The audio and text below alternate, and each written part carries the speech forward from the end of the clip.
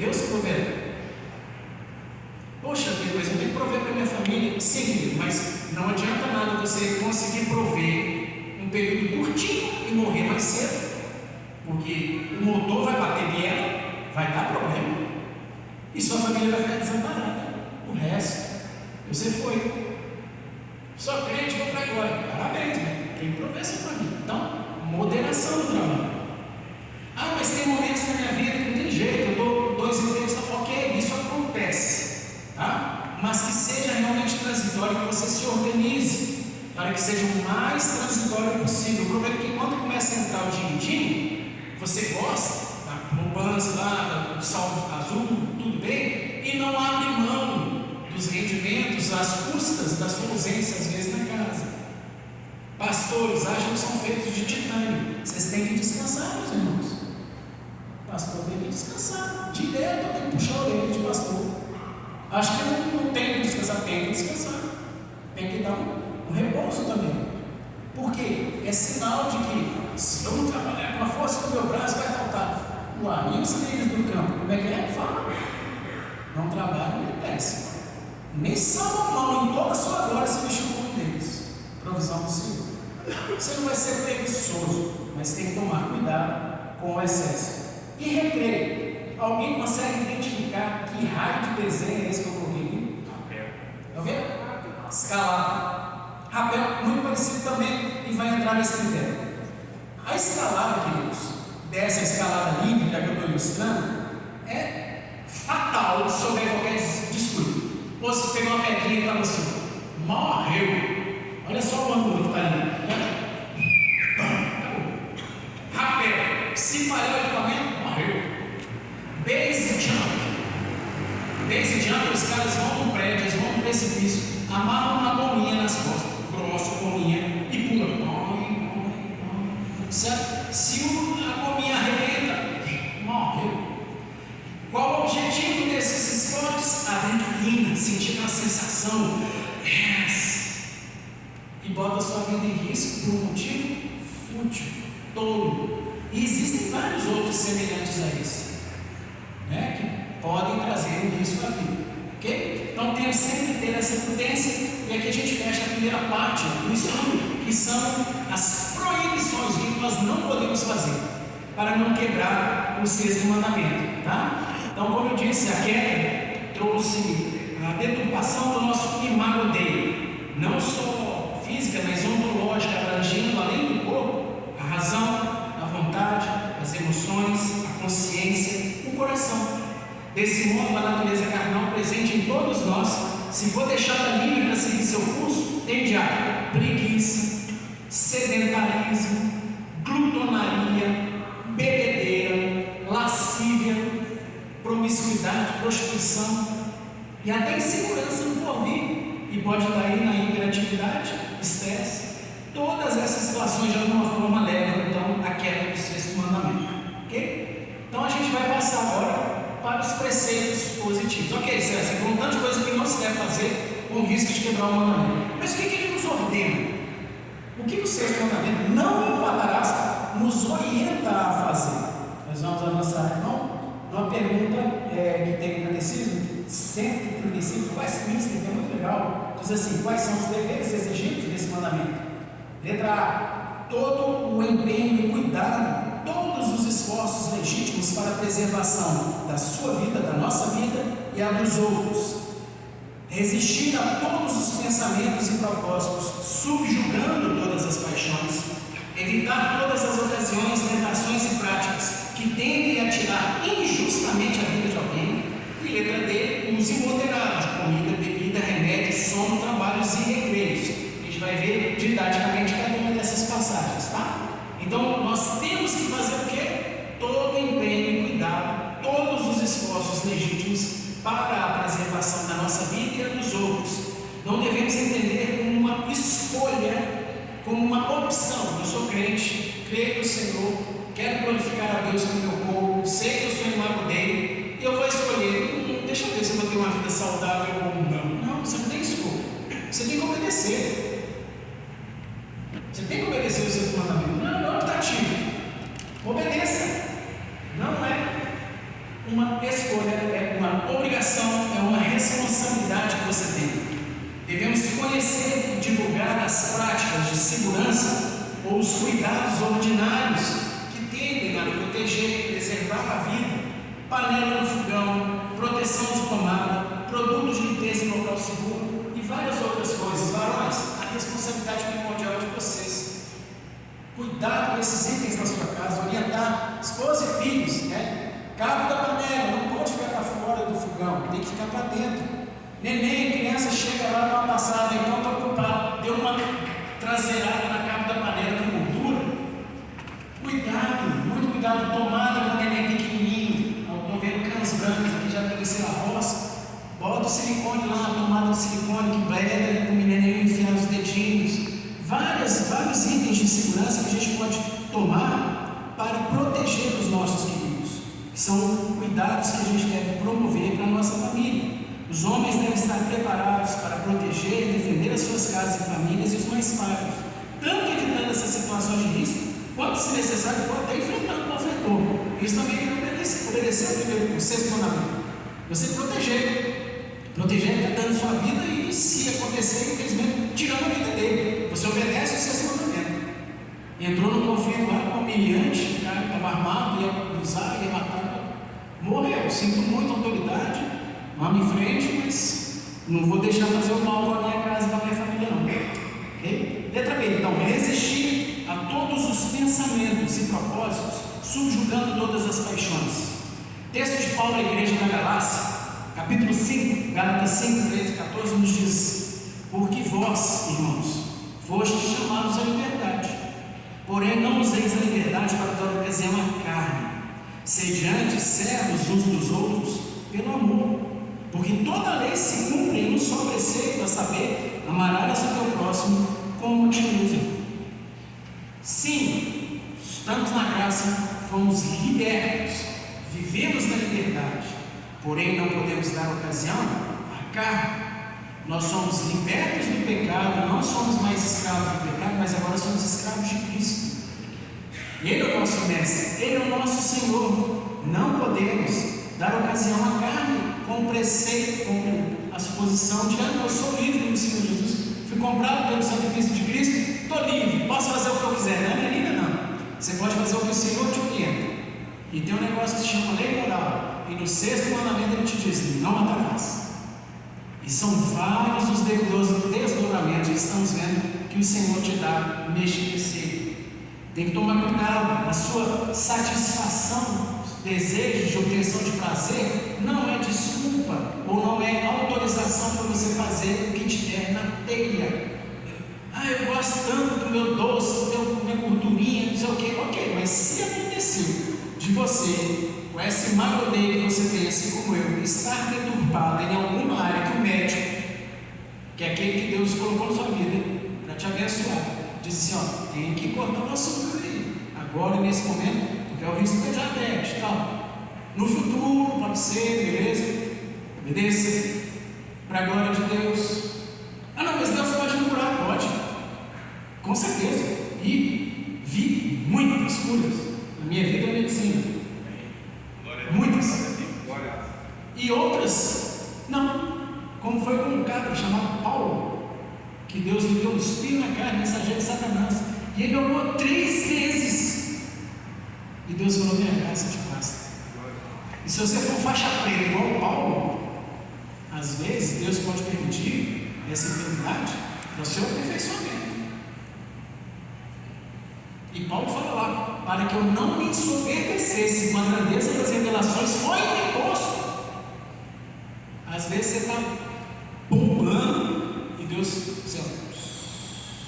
e ele pode te colocar para diabetes, hipertensão, hipotireoidismo, algumas situações que você deverá obedecer instruções, direcionamentos que o profissional da saúde pode te dar, ok? Devo amar a mim mesmo e amar também ao próximo. Esse é o preceito fundamental, do primeiro e maior mandamento: amar ao Senhor teu Deus e ao próximo como a si mesmo.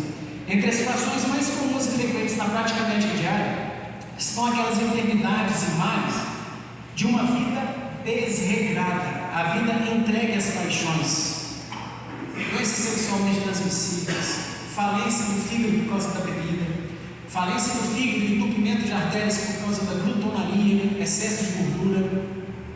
Muito comum, muito comum. Vidas desregradas, totalmente impensadas nessa área. O nosso corpo foi confiado por Deus a nós para que por meio dele nós venhamos a servir ao nosso Mestre e a glorificá-lo. Lhe foi dada uma vida, meu irmão, não é para você curtir, é para você servir. É lógico que Deus, por sua graça e misericórdia, nos dá alegrias, nos dá prazeres, isso é lícito. Mas você não está livre, leve e solto para fazer o que te der, tenha que obedecer. Paulo, na igreja aos Coríntios, diz assim: não sabeis que sois santuários de Deus e que o Espírito de Deus habita em vós? Vocês são igreja, não só a igreja Logos, mas cada um de nós é uma pedra viva da grande igreja invisível do Senhor Deus. Somos templos do Espírito Santo. Você tem que tomar conta do templo do Espírito Santo. Não é porque você é bonito, não.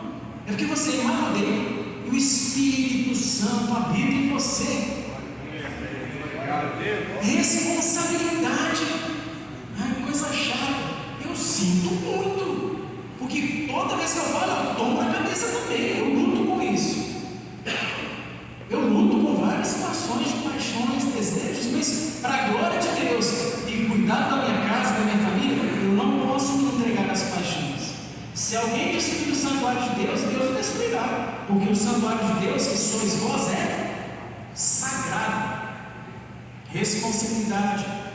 Posteriormente, no capítulo 6, após falar de alimentos, de imoralidade sexual, Paulo faz o seguinte questionamento aos Coríntios: acaso não sabeis que o vosso corpo é santuário do Espírito, que está em nós, o qual tendes da parte de Deus, e que não sois de vós mesmos?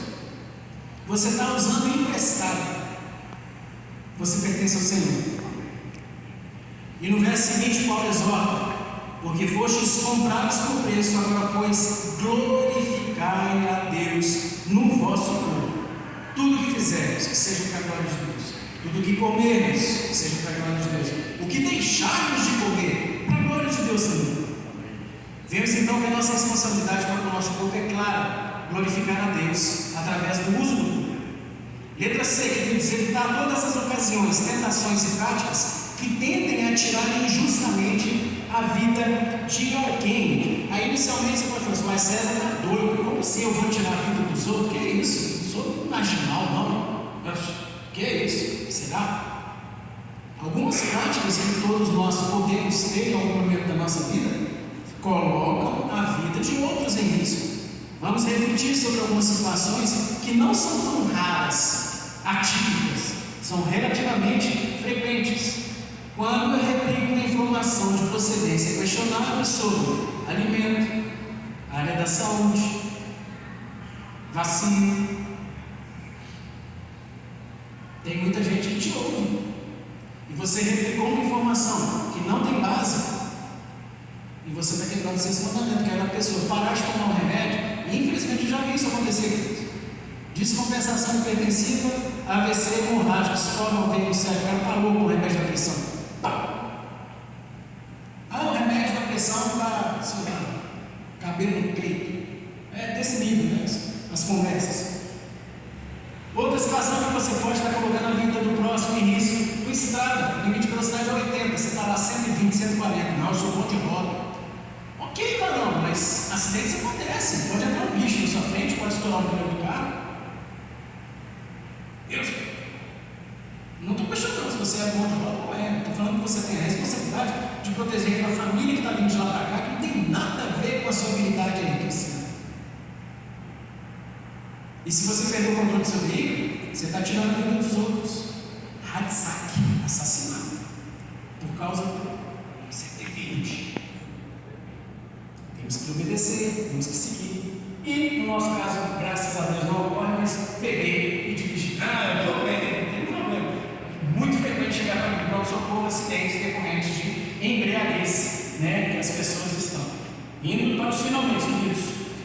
Temos que usar de forma sóbria comida, bebida, remédio, sono, trabalho e recreio. A grande questão dificuldade é a definição do termo uso sóbrio, porque todos nós podemos usar alimentos, recreios, trabalho, remédio, mas temos que ter sobriedade na utilização. Comentando esse termo, um teólogo chamado Janos Ross levanta o seguinte questionamento: o que quer dizer comer, beber, etc., com sobriedade?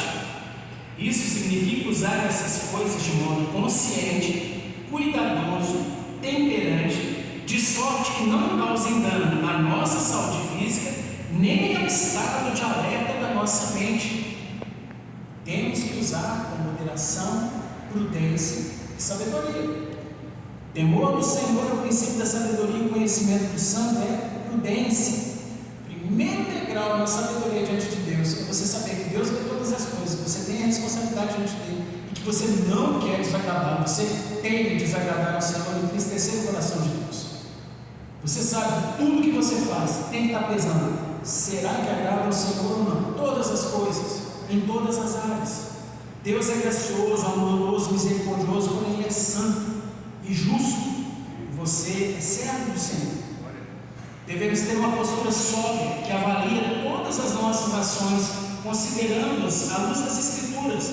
Podemos glorificar a Deus, então vamos fazer. Isso é prudência. Se o que eu estou fazendo não glorifica a Deus, não é prudência. Se hoje comprado por preço, agora pois, glorificar a Deus no vosso corpo.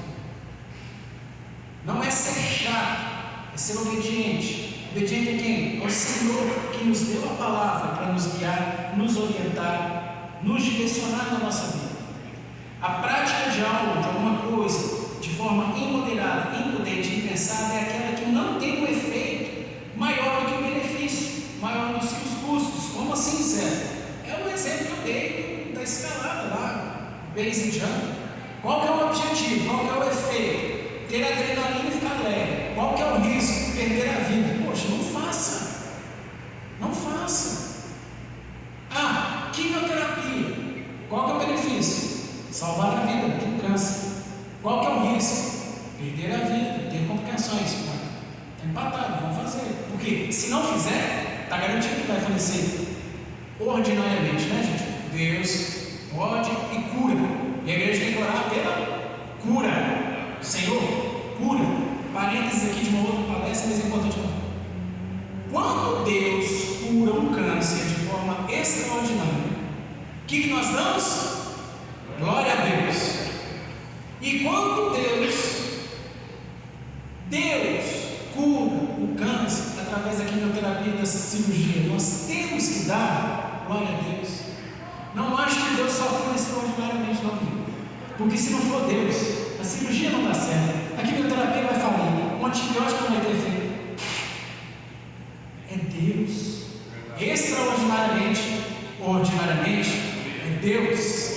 É Deus, não a doença. Deus está sob o controle de todas as coisas. Vamos em frente.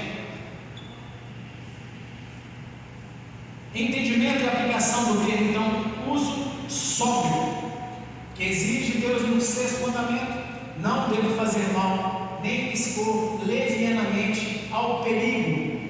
Uso sóbrio é quando você não é leviano, quando você vai fazer alguma coisa e você pensa, quando você vai compartilhar uma mensagem, você pondera, você segura seu dedo, você vai analisar as fontes, a origem, antes de avançar. Existem várias situações em que podemos expor a riscos totalmente desnecessários e levianos.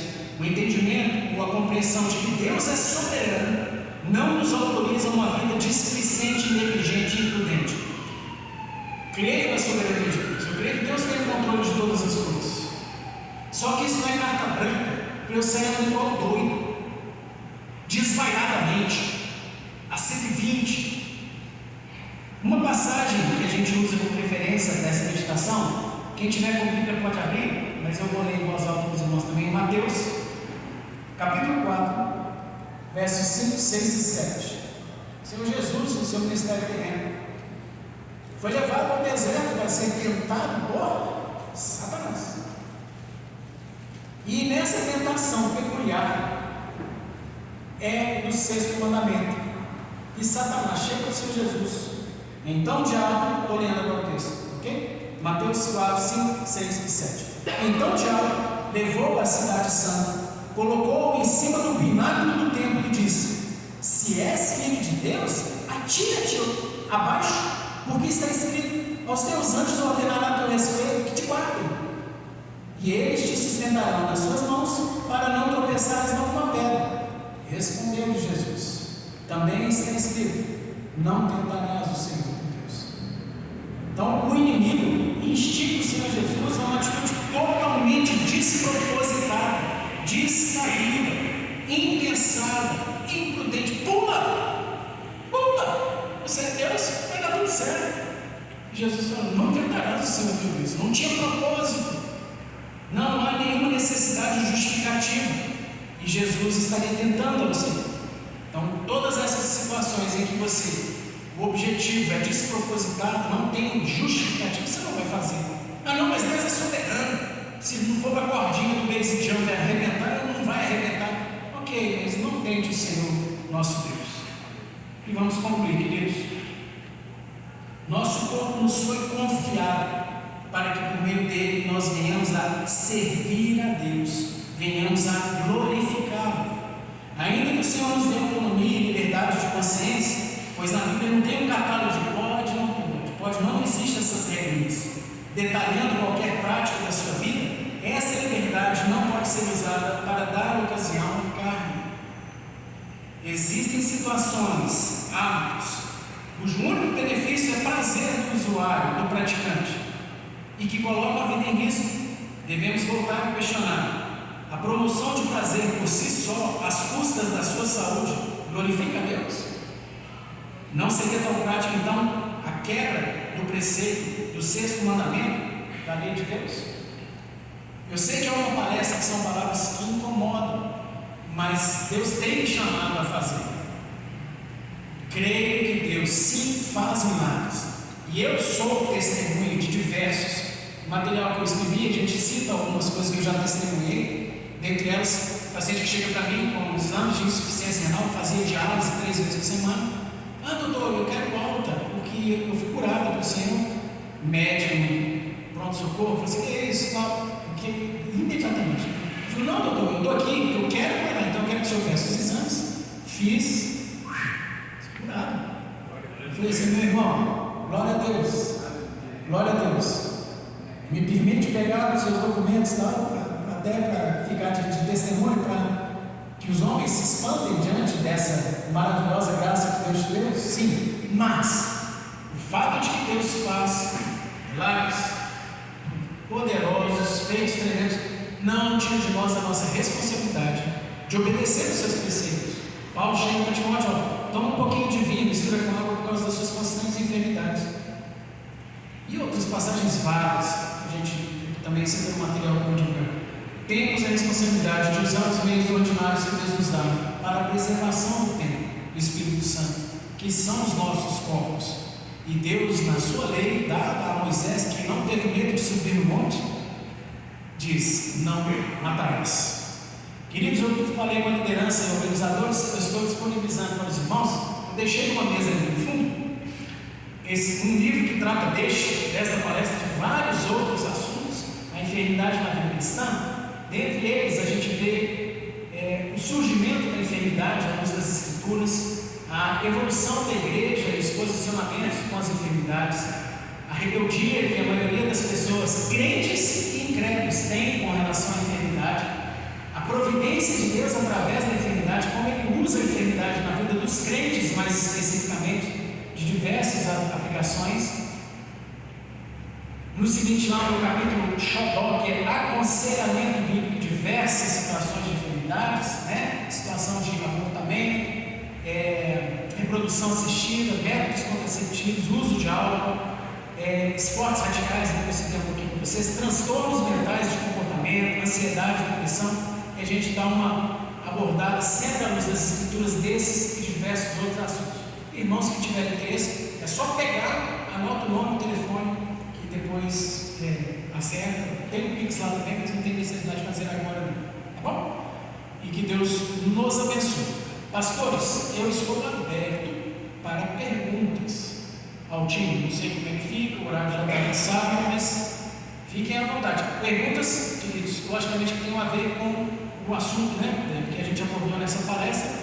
A gente está à disposição para atender os questionamentos. Se tiver tempo, pastor, continue.